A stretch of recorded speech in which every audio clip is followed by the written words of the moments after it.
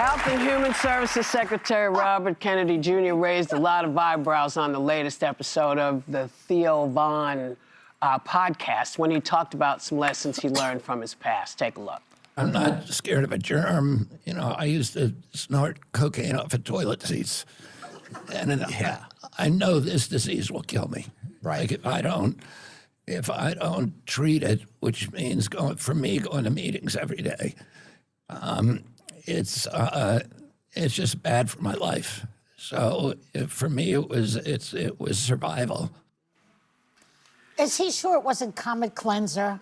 I mean, you never can tell. Brave habit. I don't even sit on toilet We went from, seats. you know, ask not what your country can do for you to I snorted coke off a toilet seat in the Kennedy family in just 60 years or whatever it was.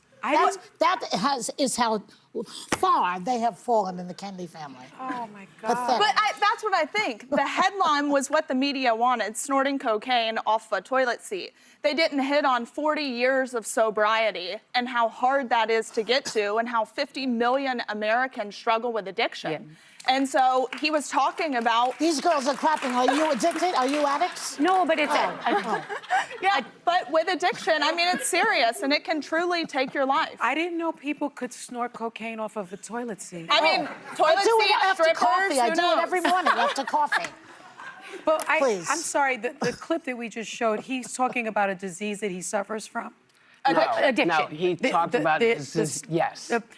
The disease of addiction. I agree with you 100%. There are people in my family that have suffered from various addictions, and there are people in our country that suffer from various addictions and don't get the help that they need. But my problem is the hypocrisy when you're talking about RF Kennedy Jr., because he's someone that has changed the vaccination schedules for children.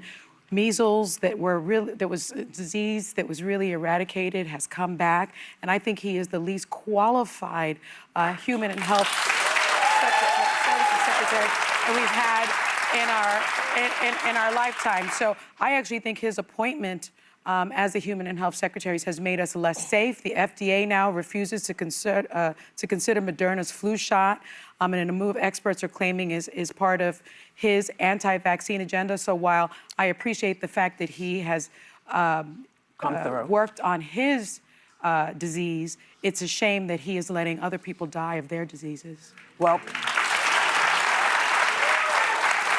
you know, I've walked that path. I have walked that path. And yeah, it is very hard to sometimes clean up and to get the help you need. It would be helpful if, as the czar, he put some money into a lot of programs that could be helpful if he was able to put money into addiction programs and the things that work and help people really fight their way out instead of trying to figure out, can I afford to go get sober or can I afford to go get straight?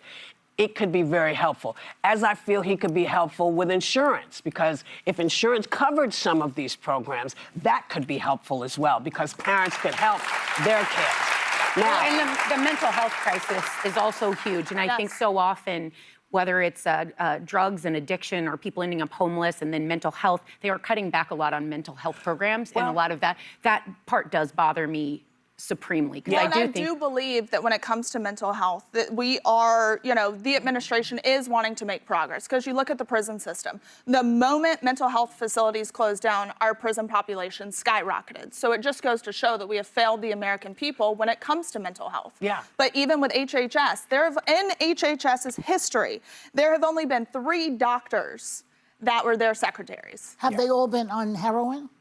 Who knows, maybe. the bottom line is, RFK Jr., we could use some help.